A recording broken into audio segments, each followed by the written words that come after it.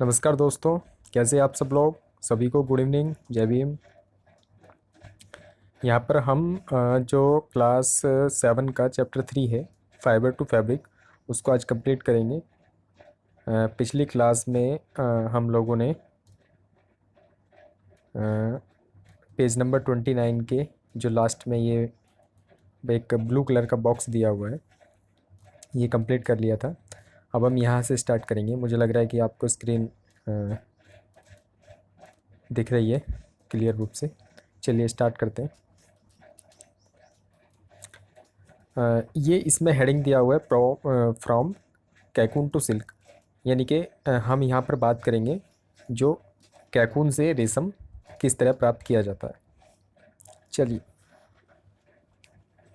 For obtaining silk, यानी obtain means प्राप्त करना, यानी कि सिल्क प्राप्त करने के लिए, रेशम प्राप्त करने के लिए moths are reared. Reared means पाले जाते हैं, मॉथ्स मीन्स रेशम के कीड़े, यानी कि रेशम के कीड़े पाले जाते हैं। एंड देयर कैकून्स आर कलेक्टेड, और उनका जो कैकून है, आर कलेक्टेड, कलेक्ट मीन्स इकट्ठा करना, उनका कैकून इकट्ठा किया जाता है to get silk threads. Get means प्राप्त करना, सिल्क थ्रेड्स मीन्स रेशम के रेसे, यानी कि रेशम के रेसे प्राप्त करने के लिए कैकून्स को इकट्ठा किया जाता है और रेशम के कीट पाले जाते हैं। उसके बाद रेशम प्राप्त होता है। रियरिंग सिल्क वॉर्म्स, यानी कि जो रेशम कीट है उनको पालना, यानी कि उनको किस तरह पाला जाता है। A female silk moth lays hundreds of eggs at a time. At a time मतलब एक बार में। जो मादा फीमेल मीन्स जो मादा सिल्क मोथ होती है, यानी कि जो रेशम के कीड़े में जो मादा होती है, वो क्या करती है, लेज मीन्स देती है। वो एक बार में लगभग 100 अंडे के आसपास देती है, लगभग सैकड़ों अंडे देती है। The eggs are stored carefully, carefully means सावधानी रूप से। एग्स आर स्टोर्ड यानी कि अंडों को स्टोर किया जाता है सावधानी पूर्वक ऑन ट्रिप्स ऑफ क्लॉथ, यानी कि कपड़े की पट्टी पर, या paper and sold to silkworm farmers. जो अंडे हैं हमारे पास, जो फीमेल सिल्क मोथ ने दिए हैं, वो क्या किए जाते हैं कि या तो कपड़े की पट्टी पर या पेपर की पट्टी पर बड़ी सावधानीपूर्वक रखे जाते हैं। किस लिए? And sold to silkworm farmers, और फिर क्या किया जाता है कि किसानों को वो बेच दिए जाते हैं। सोल्ड मीन्स बेच देना। द फार्मर्स कीप एग्स, यानी कि जो किसान हैं वो अंडों को कैसे रखते हैं, कीप मीन्स रखना। वो क्या करते हैं, keep eggs under hygienic conditions. Hygienic means साफ सफाई वाली, हाइजीन मीन्स साफ सफाई रखना, या अनुकूल परिस्थितियों में रखना जिससे कि वो ख़राब ना हो। तो किसान क्या करते हैं, अंडों को हाइजीनिक यानी कि अनुकूल परिस्थितियों में रखते हैं। परिस्थिति कंडीशंस मीन्स परिस्थितियाँ। एंड अंडर सुटेबल कंडीशंस, यानी कि साफ सफाई वाली, और सुटेबल मीन्स अनुकूल परिस्थितियाँ, हाइजीनिक मीन्स साफ सफाई वाली। यानी कि किसान जो है उन अंडों को क्या करते हैं, साफ सफाई वाली परिस्थितियों में और अनुकूल परिस्थितियों में रखते हैं। ऑफ टेम्परेचर एंड ह्यूमिडिटी, यानी कि अनुकूल मीन्स जो ठीक होता है। ठीक ठीक क्या होता है, ताप, और ह्यूमिडिटी मीन्स आर्द्रता यानी कि नमी, यानी कि ऐसी परिस्थिति में रखते हैं जिससे कि उचित ताप और उचित आर्द्रता उनको प्राप्त होती रहे। किसको? अंडों को। ठीक है। The egg are warmed, warm means गर्मी देना, वार्म मीन्स गर्मी। द एग्स आर वार्म्ड, यानी कि अंडों को गर्मी दी जाती है टू अ सुटेबल टेम्परेचर, एक उचित ताप तक। For a larva, for the larva to hatch from eggs, जिससे कि जो लार्वा है यानी कि छोटे छोटे जो कीड़े हैं वो अंडों से बाहर निकल सके। हैच मीन्स निकलना। जैसे मुर्गी जो होती है अंडे को हैच करती है, यानी कि अंडे को एक तरह से सेती है तो उससे चूजा बाहर निकलता है। उसी तरह यहाँ पे हैच का मतलब है कि अंडों से लार्वा का बाहर निकलना। तो जो अंडे हैं वो एक सुटेबल मीन्स जो उचित ताप तक गर्म किए जाते हैं जिससे लार्वा जो है अंडों से बाहर निकल जाता है। ठीक है। दिस इज़ डन वहन मलबरी ट्रीज, यह दिस इज डन मीन्स यह किया जाता है, वहन मीन्स जब, मलबरी ट्रीज यानी कि सहतूत की पेड़, bear a fresh crop of leave, bear means उन पर आते हैं या उनके पास होते हैं, अ फ्रेश क्रॉप मतलब ताज़े क्रॉप ऑफ लीव्स, मतलब उनकी जो पत्तियां हैं वो उन पे नई पत्तियां जब आती हैं, ठीक है। फ्रेश क्रॉप ऑफ लीव्स मतलब नई पत्तियां, जैसे पेड़ अपने पत्ते गिरा देते हैं फिर नई पत्तियां आती हैं, तो ये प्रोसेस कब होती है, जब शहतूत के पत्ते पे नई नई पत्तियां निकलती हैं, ठीक है। यानी कि पतझड़ के बाद कह सकते हैं, बसंत में, बसंत में क्या होता है, नई पत्तियां आती है पौधों में, ठीक है। चलिए आगे चलते हैं। द लार्वा कॉल्ड कैटरपिलर, ये लार्वा जो है उसको क्या बोलते हैं, कैटरपिलर बोलते हैं, यानी कि रेशम के कीट या सिल्क वॉर्म, यानी कि कैटरपिलर कह दो या रेशम के कीट कह दो, बात एक ही है। तो लार्वा को रेशम कीट भी कहा जाता है और कैटरपिलर भी कहा जाता है। वो क्या करते हैं, ईट डे एंड नाइट, यानी कि दिन रात खाते रहते हैं, and increase enormously in size. Enormously मतलब उनका कोई साइज नहीं है, सभी का कोई साइज बराबर नहीं होता, मतलब इनॉर्मसली मतलब असमान रूप से कह सकते हैं। एक मिनट में चेक कर लेता हूँ उसको, इनॉर्मसली।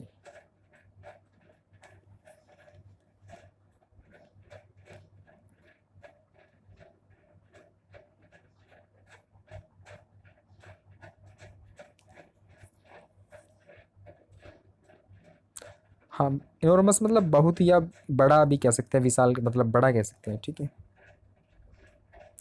तो ये क्या करते हैं, इसके जो सिल्क सिल्क वॉर्म्स है ये रात दिन खाते रहते हैं, और इंक्रीज मतलब बढ़ जाना, इनॉर्मसली इन साइज, यानी कि साइज में काफ़ी बड़े हो जाते हैं, ठीक है। अब देखिए यहाँ पे कुछ फिगर दिखाई हुई हैं। फिगर ए में दिखाया है female silk worm moth with eggs, ठीक है। तो इसमें कि जो मादा एक तरह से रेशम का कीट है, वो क्या करती है, छोटे छोटे सैकड़ों अंडे देती है एक बार में, जैसे कि हमने अभी पीछे पढ़ा है, ठीक है। अब फिगर बी में देखिए मलबरी ट्री, ये सहतूत का पेड़ है जहाँ पर ये जो रेशम के कीट हैं वो अंडे देते हैं और इसमें से लार्वा लार्वा निकलता है और ये बढ़ते हैं, ठीक है। इसी से भोजन प्राप्त करते हैं। सी में देखते हैं लार्वा कैटरपिलर्स, यानी कि इसमें छोटे छोटे लार्वा दिखाए गए हैं, ठीक है। जिसको जो कि कैटरपिलर या सिल्क वॉर्म जो होता है उसके द्वारा जो है अंडों से बाहर निकलते हैं, ठीक है, उसको लार्वा बोलते हैं। फीडिंग ऑन मलबरी लीव्स, तो फीडिंग मीन्स एक तरह से भोजन प्राप्त करना, और मलबरी लीव्स मीन्स सहतूत के पत्तों से अपना भोजन प्राप्त कर रहे हैं, ठीक है। तो इसमें जो सारी फिगर हैं ये रियरिंग सिल्क वॉर्म्स, यानी कि जो आपके रेशम के कीड़े हैं उनको किस तरह से पाला जाता है, ठीक है। इसमें ये 3-4 फिगर दिखाए गए हैं। ये लीफ ऑफ मलबरी दिखाया है, यानी कि सहतूत के पत्तियाँ इस आकार की होती हैं, ठीक है। और ये डी में जो है कैकून्स दिखाया गया है, ठीक है, जिससे कि रेशम तैयार होता है। चलिए अब ये ब्लू बॉक्स दिखाया है, इसको थोड़ा सा पढ़ते हैं।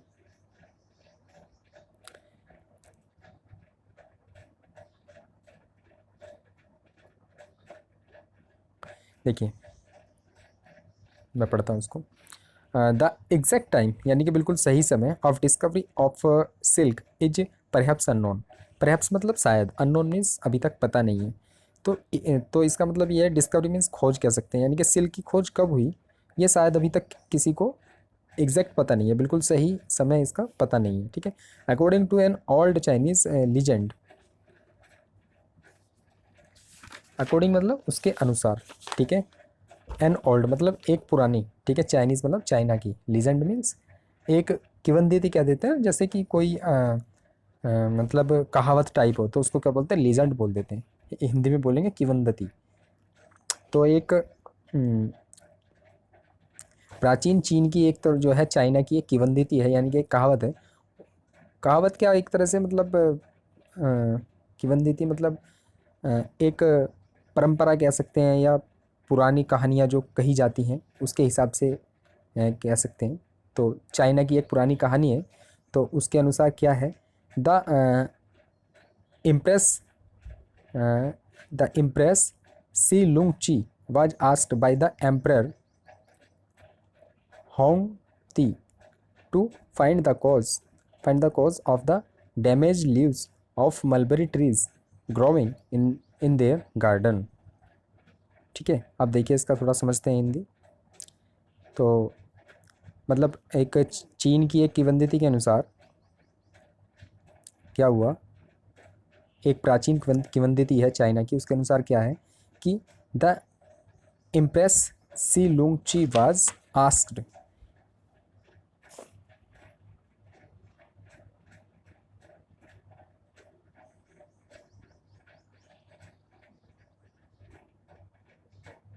इम्प्रेस मतलब एक तरह से जैसे सम्राट होते थे ना, तो उनकी जो वाइफ होती थी, ठीक है, सम्राज्ञी कह सकते हैं आप, ठीक है। तो उसके अनुसार क्या हुआ कि सम्राज्ञी सी लुंगची, एक्चुअली ये चाइना का नाम है, ये ऐसे ही होते हैं थोड़े से अजीबोगरीब से। तो जो सम्राज्ञी है यानी कि सम्राट की वाइफ जो है सी लुंगची वाज आस्क्ड, उसने पूछा बाय द एम्परर, यानी कि सम्राट से पूछा। सम्राट कौन था? हुआंगती से पूछा टू फाइंड द कॉज, यानी कि फाइंड मीन्स ढूंढना, कॉज मीन्स कारण, of the damage leaves of mulberry trees, यानी कि जो सहतूत की पत्तियां हैं वो डैमेज क्यों हो रही है, उसका क्या कारण है, ठीक है। डैमेज मतलब उनकी क्षति का क्या कारण है, डैमेज मतलब क्षति हो जाना एक तरह से, ठीक है। तो उनका क्या कारण है, उसकी सम्राज्ञी ने पूछा आप सम्राट से, ठीक है।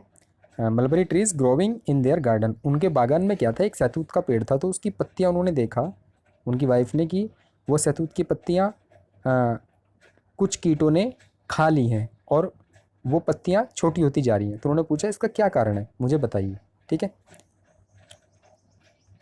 उनके बागान में कुछ पत्तियां खाई जा रही थी कीटों के द्वारा, उन्होंने पूछा कि भाई ऐसा क्यों हो रहा है, आप बताइए, ठीक है। The impress found white worms, तो जो साम्राज्ञी है उसने पाया या उसने देखा, फाउंड मीन्स पाया, वाइट वॉर्म्स यानी कि सफ़ेद कीड़े, ठीक है, ईटिंग अप जो कि खाए जा रहे थे, मलबरी टी लीव्स जो कि एक सफ़ेद रंग के कीड़े थे जो कि सहतूत की पत्तियों को खाए जा रहे थे, ठीक है। सी आल्सो नोटिस्ड, और उसने यह भी देखा, ठीक है। नोटिस मतलब ध्यान से किसी चीज़ को ऑब्जर्व करना, देखना। Notice that they were spinning shiny cocoons, spin मतलब तैयार करना, ठीक है, वो बना रहे थे। देवर स्पिनिंग, वो बना रहे थे शाइनी कैकून्स, यानी कि एक चमकदार कैकून, ठीक है। एक चमकदार कैकून यानी कि पत्तियों को खा रहे थे और चमकदार कैकून तैयार कर रहे थे अराउंड देम, अपने चारों ओर, यानी कि छोटे कीड़ों को उन्होंने जो है ऑब्जर्व किया कि वो जो है अपने चारों ओर चमकदार कैकून उन पत्तियों को खा खा के तैयार कर रहे हैं, ठीक है। एक्सीडेंटली अ कैकून, एक्सीडेंटली मतलब एक तरह से जैसे बोलते हैं ना कि मतलब संयोग से, ठीक है, एक्सीडेंटली संयोग से। अ कैकून यानी एक कैकून को क्या हुआ अभी देखते हैं। A cocoon dropped into her cup of tea, तो वो चाय पी रही थी, उसकी चाय की प्याली में जो है एक कैकून संयोग से गिर गया, ठीक है। And a tangle of delicate threads separated from the cocoon, tangle of delicate threads, tangle means गुच्छा कह सकते हैं आप, ठीक है, टेंगल ऑफ डेलिकेट थ्रेड्स।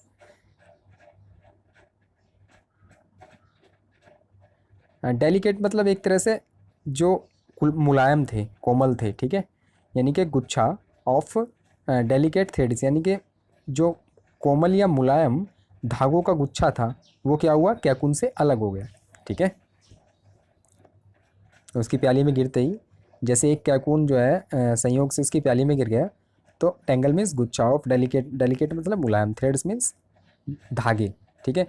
तो जो मुलायम धागों का गुच्छा था वो सेपरेट मीन्स अलग हो गया फ्रॉम द कैकून यानी कैकून से, ठीक है। Silk industry began in China, जो रेशम उद्योग है, बिगन मीन्स स्टार्ट होना, शुरू होना, इन चाइना वो चाइना से ही शुरू हुआ, ठीक है। And was kept a closely guarded secret, और रखा गया, क्लोजली मीन्स पूर्ण रूप से, गार्डेड मतलब एक तरह से छुपा कर रखा गया, ठीक है, सेक्रेट मीन्स रहस्य, ठीक है, फॉर कंट्रीज़। और चाइना ने इस चीज़ को ना दूसरे देशों को नहीं बताया, उसने ये चीज़ जो है मतलब रेशम का उत्पादन कैसे होता है वो दूसरे अन्य देशों से छुपा कर रखा बहुत दिनों तक। The route they travelled is still called the silk route, और इस रेशम का जो व्यापार होता था वो जिस रास्ते से हुआ उसको आज भी सिल्क रूट कहा जाता है, ठीक है।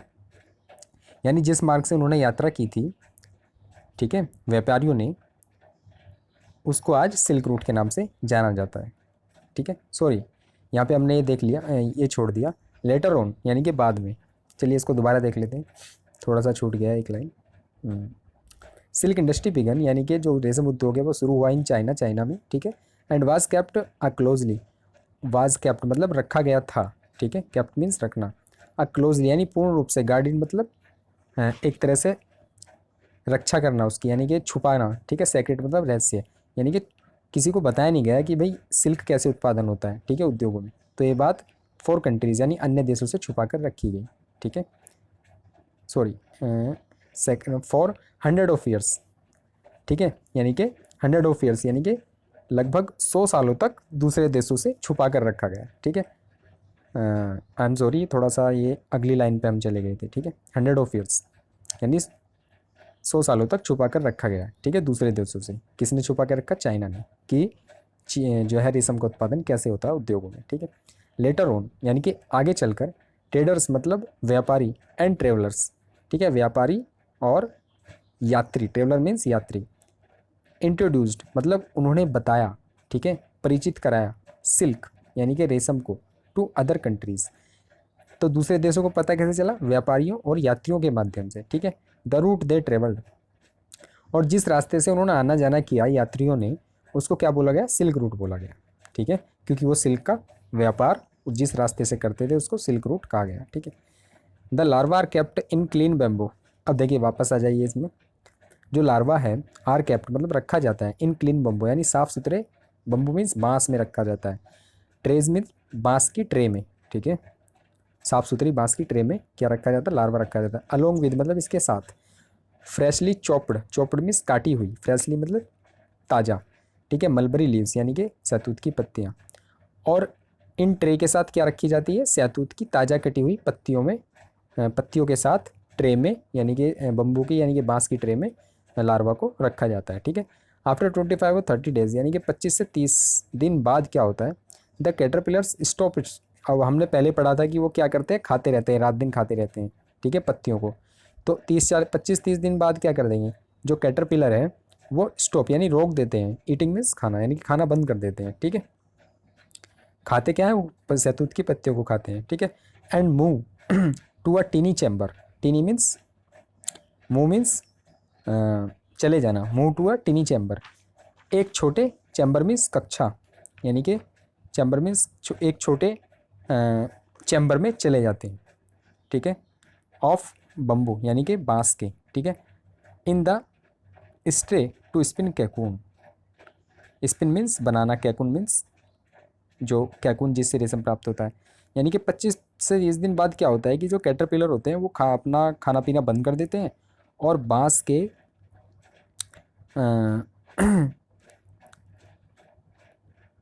बांस के बने छोटे छोटे कक्षों में चले जाते हैं, ठीक है, कैकून बनाने के लिए, ठीक है।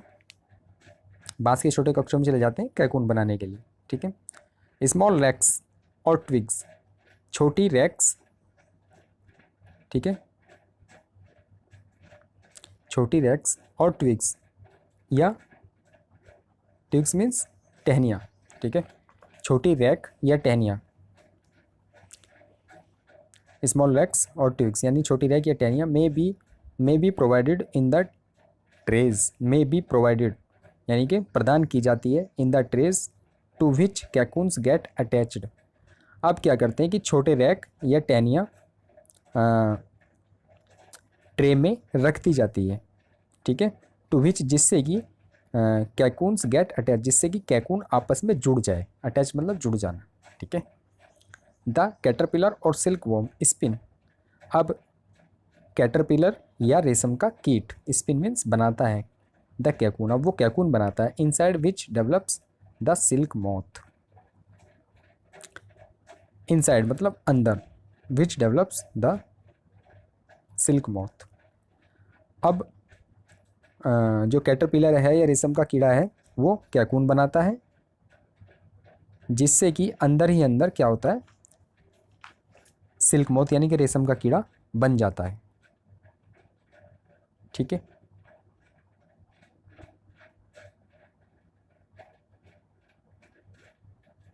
या ये कह सकते हैं कि कैटरपिलर या रेशम के कीट अब कोकून बनाते हैं जिसके भीतर प्यूपा विकसित होता है, ठीक है।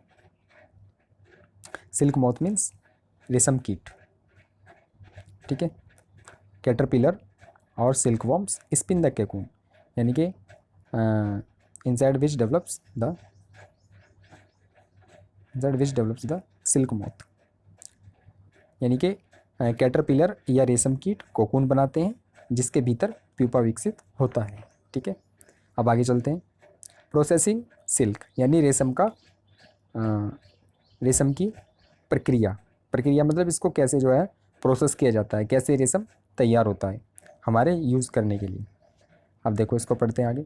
अ पाइल मीन्स ढेर ऑफ कैकून, यानी कैकून का एक ढेर या ढेरी is use for obtain silk fibre, यानी कि रेशम का जो फाइबर है, रेशा है, वो ऑब्टेन मीन्स प्राप्त करने के लिए जो है कैकून की ढेरी या कैकून का एक ढेर प्रयोग किया जाता है। ठीक है, कैकून्स आर केप्ट यानी कि कैकून्स रखा जाता है अंडर द सन, यानी कि सूर्य की धूप में, या बॉइल्ड या उनको उबाला जाता है, या और मीन्स या एक्सपोज टू स्टीम या फिर उनको भाप में गर्म किया जाता है। ठीक है, द सिल्क फाइबर्स, यानी रेशम का जो फाइबर है, रेशम का जो रेशा है, सेपरेट आउट, जिससे क्या होता है आगे चल के जो रेशम का रेशा है वो अलग हो जाता है। ठीक है, सेपरेट मीन्स अलग हो जाना। The process of taking out threads from the cocoon, यानी कि द प्रोसेस मीन्स प्रक्रिया ऑफ टेकिंग आउट थ्रेड्स, यानी कि धागा, थ्रेड्स मीन्स धागा, फ्रॉम द कैकून, यानी कोकून से धागा टेकिंग आउट मतलब अलग करके प्राप्त करने की प्रक्रिया। ठीक है, फॉर यूज अ सिल्क, यानी कि रेशम के प्रयोग के लिए is called reeling of silk. अब देखिए ये जो इतनी लंबी प्रोसेस है ना, वो कौन सी प्रोसेस है? थ्रेड फ्रॉम कैकून, यानी कि कैकून से अब इसे ऐसा कह सकते हैं कि फॉर यूज एज सिल्क, यानी रेशम को प्रयोग करने के लिए, यानी कि रेशम का प्रयोग करने के लिए जो हम कैकून से थ्रेड बनाते हैं उसकी प्रक्रिया क्या कहलाती है? रीलिंग कहलाती है। रीलिंग द सिल्क, यानी रेशम की रीलिंग कहलाती है। क्या कहलाती है? रेशम की रीलिंग। द प्रोसेस दोबारा देख लेते हैं। The process of taking out, यानी कि ये जो प्रक्रिया है थ्रेड्स फ्रॉम द कैकून, कैकून से धागा प्राप्त करने की जो प्रक्रिया है जिससे कि वो धागा प्रयोग किया जा सके, फॉर यूज अ सिल्क, उसको क्या बोलते हैं? रीलिंग ऑफ सिल्क कहते हैं। ठीक है, रीलिंग इज़ डन, यानी कि रीलिंग की जाती है इन स्पेशल मशीन्स, विशेष प्रकार की मशीन्स में क्या होती है? रीलिंग की जाती है। ठीक है, विच अनविंड, अनविंड मीन्स अलग कर देना एक तरह से। ठीक है, वो क्या करती हैं? थ्रेड्स टू फाइबर, ये जो मशीन्स है, विच मीन्स जो, अनविंड मतलब अलग कर देती है, द थ्रेड्स मीन्स धागा, of fibres, to silk, of silk from the cocoon. अब ये मशीन क्या करती है कि अनविंड कर देती हैं, यानी कि अलग कर देती हैं रेशे से धागे को, ऑफ सिल्क यानी रेशम के रेशे से धागे को अलग कर देती है, फ्रॉम द कैकून यानी कैकून से। तो मशीनें क्या करती हैं कि कैकून और रेशम के रेशे से धागे को अलग कर देती हैं। ठीक है, silk fibre are then spun. अब जो रेशम का रेशा है, स्पन मीन्स एक तरह से लपेटा जाता है, इनटू सिल्क थ्रेड, यानी कि रेशम के धागों में एक तरह से लपेट दिया जाता है। ठीक है, लपेटना ना कह के आप स्पन मीन्स कताई कह लीजिए, स्पन मीन्स कताई। ठीक है, हाँ, सिल्क फाइबर यानी कि रेशम का रेशा, are then spun, are then यानी कि तब जो है स्पन किया जाता है, यानी कि कताई की जाती है, इनटू सिल्क थ्रेड्स यानी कि रेशम के धागों में। अब हम क्या करते हैं कि रेशम के रेशे को रेशम के धागों में उसकी कताई करते हैं, कताई की जाती है, विच आर वोवन, जो कि विच आर वोवन बुना जाता है, वोवन मीन्स बुनना, इनटू सिल्क क्लॉथ यानी कि रेशम के कपड़ों में, बाय वीवर्स यानी कि बुनकर क्या करते हैं उसको कपड़े बुनने के लिए, यानी कि रेशम के कपड़े बुनने के लिए उसको प्रयोग करते हैं। ठीक है, अभी आपका चैप्टर पूरा हो गया।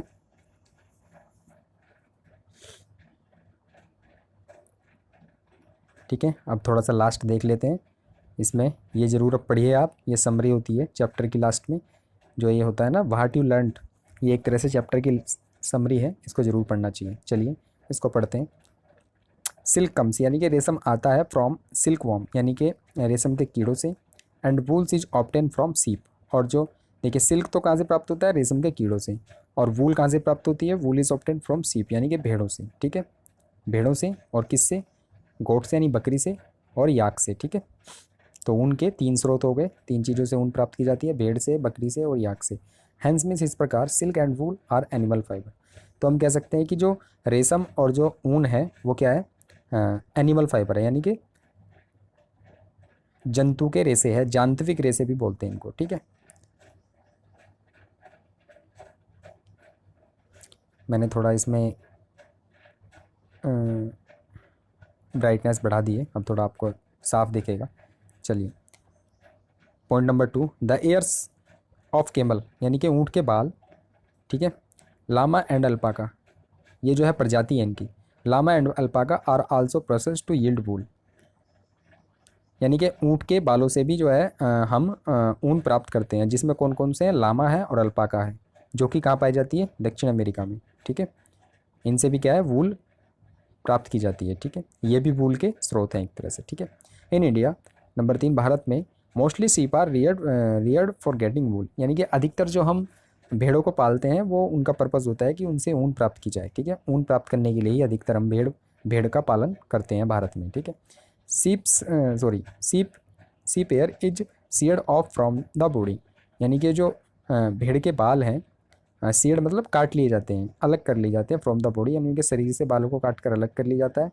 ठीक है, उनको स्कॉर्ड किया जाता है, सोट किया जाता है, ड्राई किया जाता है, डाइड किया जाता है, स्पन किया जाता है, एंड वोवन टू यील्ड वूल, और फिर बुनाई के लिए प्रयोग किया जाता है। देखो, सबसे पहले आपने जो भेड़ के बाल हैं वो आपने काट के बॉडी से अलग कर लिए। उसके बाद क्या करेंगे, स्कॉर्ड मीन्स अभिमार्जन करना, स्कॉर्ड मतलब अभिमार्जन। ठीक है, अब स्कॉर्ड में क्या किया जाता है, उनकी साफ़ सफाई की जाती है। सोट मतलब छटाई की जाती है। ड्राइड मीन्स सुखा लिया जाता है। डाइड मतलब रंग दिया जाता है। ठीक है, स्पन मीन्स कताई की जाती है। एंड वुवन टू यील्ड वूल, और फिर जो है उनको आगे उनसे प्रयोग करने के लिए उनसे ऊन जो है वो तैयार कर ली जाती है, यानी कि ऊन का बंडल बना दी जाता है एक तरह से, ये कह सकते हैं। ठीक है, यानी कि वोवन मीन्स बुनाई के लिए हमारी ऊन जो है वो तैयार हमें मिल जाती है। ठीक है, आगे चलते हैं। Silkworm are caterpillars of silk moth. Silkworm यानी कि जो रेशम के कीड़े हैं वो क्या है, कैटरपिलर ऑफ सिल्क मॉथ।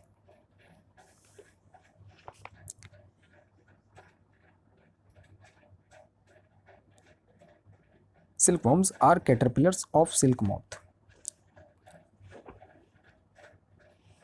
जो रेशम कीट है वो क्या है, वो सिल्क मॉथ का कैटरपिलर है। ठीक है, सिल्क वॉर्म क्या है, रेशम के कीड़े जो हैं वो सिल्क मॉथ यानी रेशम कीट के कैटरपिलर हैं। ठीक है, उसको क्या बोलते हैं, सिल्क वॉर्म्स बोलते हैं। आगे चलते हैं। ड्यूरिंग देयर लाइफ साइकिल मतलब जीवन चक्र। ठीक है, during their life cycle, during means उसके दौरान, तो उनके जीवन चक्र के दौरान the worms spin cocoons of silk fibre. तो वॉर्म्स यानी कि कीड़े, स्पिन मतलब तैयार करते हैं एक तरह से। ठीक है, कैकून्स मतलब कैकून ऑफ सिल्क फाइबर, यानी कि जो रेशम कीट है उनका जो लाइफ साइकिल यानी उनका जीवन चक्र है, उसमें वो क्या करते हैं कि रेशम के फाइबर से जो कैकून होता है, वॉर्म्स स्पिन कैकून, यानी कि अपने जीवन चक्र के दौरान जो वॉर्म्स होते हैं, जो कीड़े होते हैं, ठीक है, वो क्या करते हैं, रेशम के फाइबर से कैकून तैयार करते हैं, ये कह सकते हैं। ठीक है, अपने जीवन चक्र के दौरान जो कीट हैं यानी कि जो कीड़े हैं वो रेशम के रेशे से कैकून तैयार करते हैं, और उस कैकून से हम आगे चल के प्रोसेस करके रेशम प्राप्त करते हैं। ठीक है, silk fibre are made of a protein. मैंने आपको पहले भी बताया था कि जो रेशम का रेशा है वो प्रोटीन से बने होते हैं। ठीक है, ओके, चलिए आगे। Silk fibre from cocoon are separated out. ठीक है, जो रेशम का रेशा है फ्रॉम कैकून यानी कि कैकून से रेशम के रेशे अलग किए जाते हैं। ठीक है, रेशम के रेसे कैकून से अलग किए जाते हैं and drilled into silk thread, और फिर उनको जो है रेशम के धागों में रील्ड कर दिया जाता है। ठीक है, आगे लास्ट पॉइंट पढ़ते हैं। वीवर्स यानी कि बुनकर, यानी कि जो बुनने वाले लोग होते हैं, वीव मतलब बुनते हैं, सिल्क थ्रेड्स यानी कि रेशम के धागों से इनटू सिल्क क्लॉथ, तो बुनकर क्या करते हैं कि रेशम के धागों से रेशम के कपड़े बुनकर तैयार कर देते हैं। चलिए, ये आपका चैप्टर पूरा हो गया। मुझे उम्मीद है कि आपको पूरा अच्छे से समझ में आया होगा। आप इसको अच्छे से समझिए, दोबारा देखिए, ठीक है, और अपना जो है एक एक लाइन वाइज इस चैप्टर को कंप्लीट कर लीजिए। ठीक है, मैंने पूरी कोशिश की है अच्छे से इसको समझाने की। आज आपका ये चैप्टर नंबर 3 कंप्लीट होता है। आप इसको रिवाइज़ कर लीजिएगा, तैयार कर लीजिएगा। ठीक है, आप सभी लोगों का बहुत बहुत धन्यवाद। Thank you.